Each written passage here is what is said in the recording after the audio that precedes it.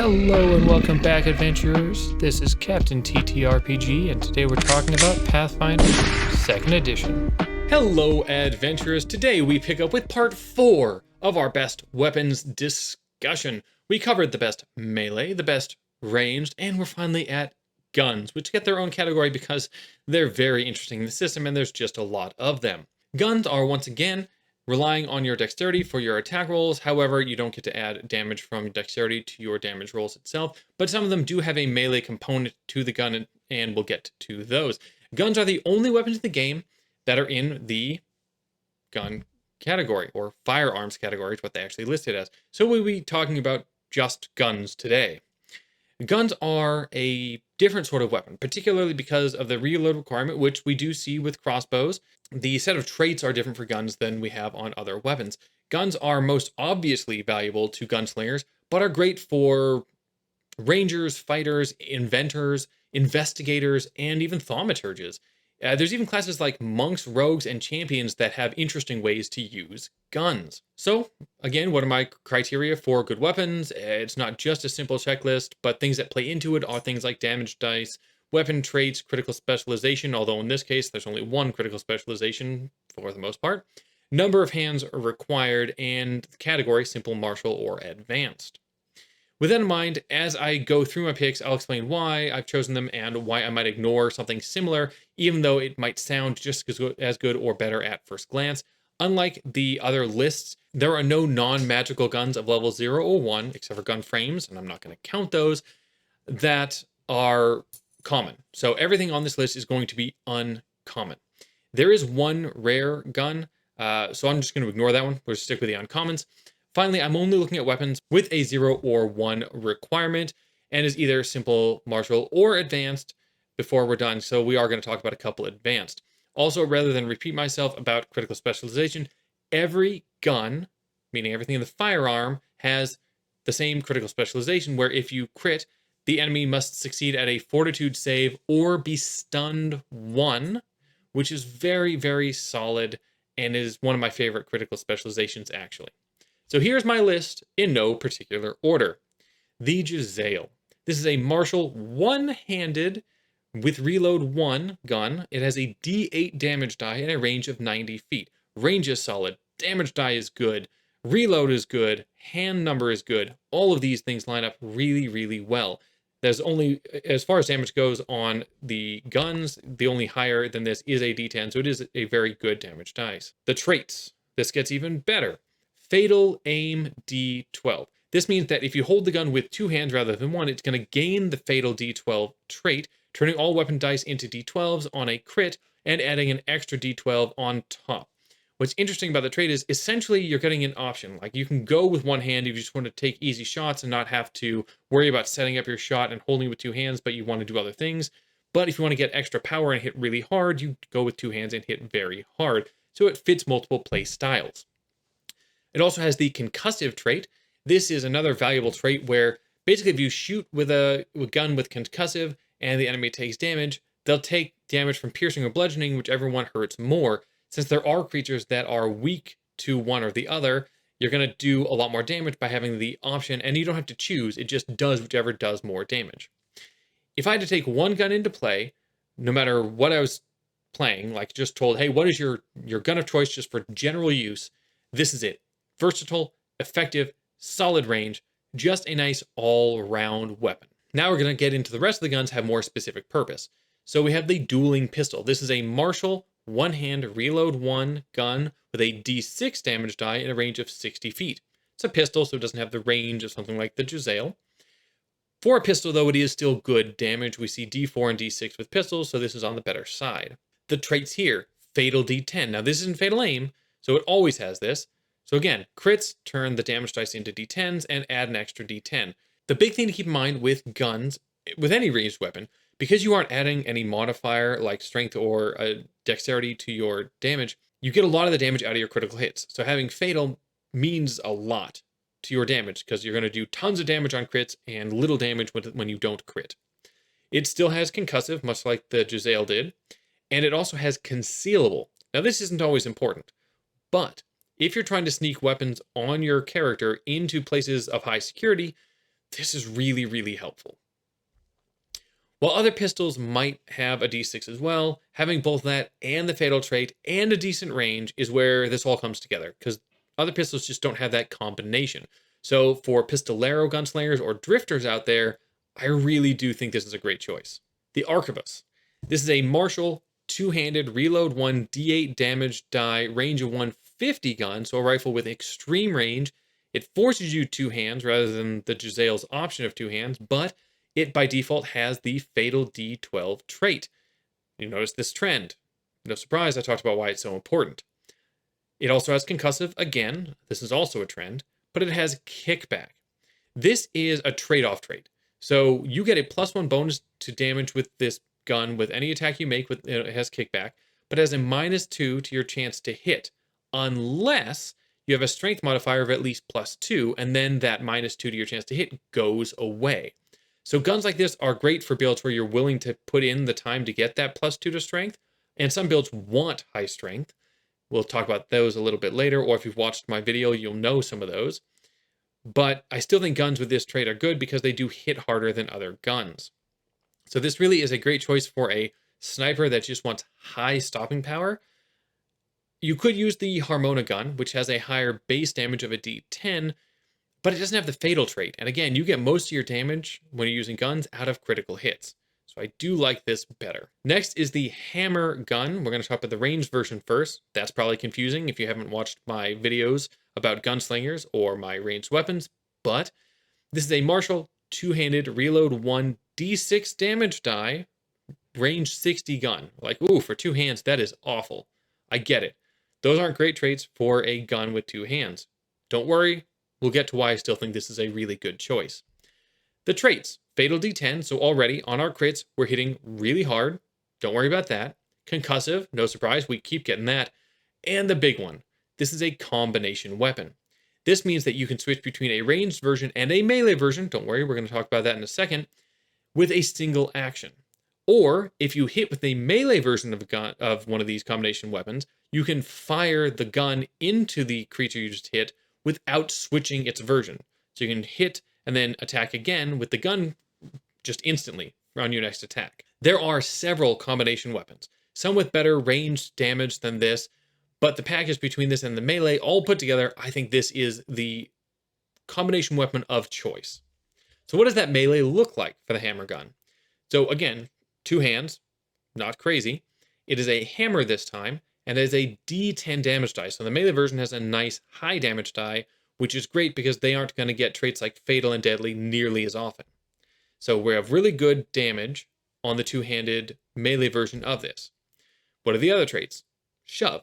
This allows you to push away an enemy without having to have a free hand. So if you're going to do a build with a combination weapon like this, you're probably going to have high strength, meaning it's your second best ability score, and which means you probably took athletics. Nice, get a little distance before you walk away. Critical fusion. This is an interesting trait. This one we didn't even talk about in my other video, so I'm going to talk about it here. It's rarely used, but it's on combination weapons. This gives you a different set of options for your critical specialization when using the melee version of the weapon. Essentially, when you crit, you can use the hammer's specialization for criticals, or you can do different versions of firing the gun side of this to either get the gun specialization. So essentially, you can either trigger the firing for the regular gun, meaning the whole thing we talked about with the save or get stunned, or you can do 2 additional damage per weapon damage die. So if you just want to boost up the damage when you crit, you can just boost up the damage when you crit. Either way, you'll have to reload the gun before you can shoot the gun sight again, but it's still really cool. And of course, it is a combination weapon, so that's the last trait on here.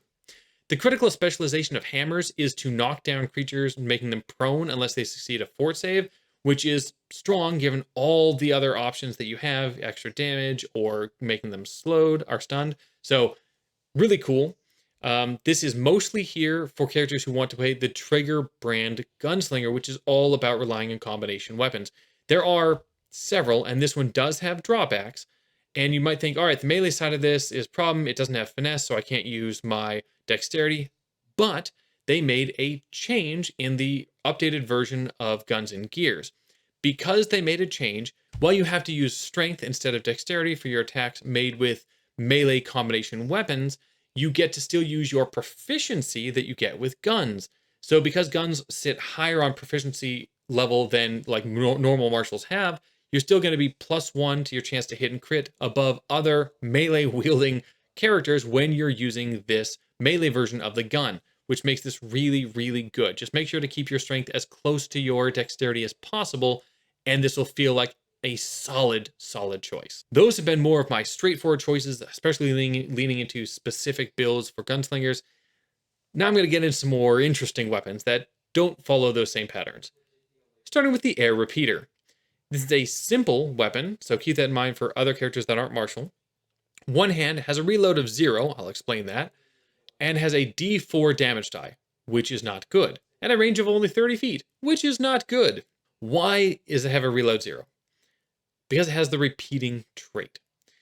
So this is the only trait in the game that allows a normal reload style weapon like a gun or a crossbow to fire multiple times without needing to reload or take an action to change a chamber between.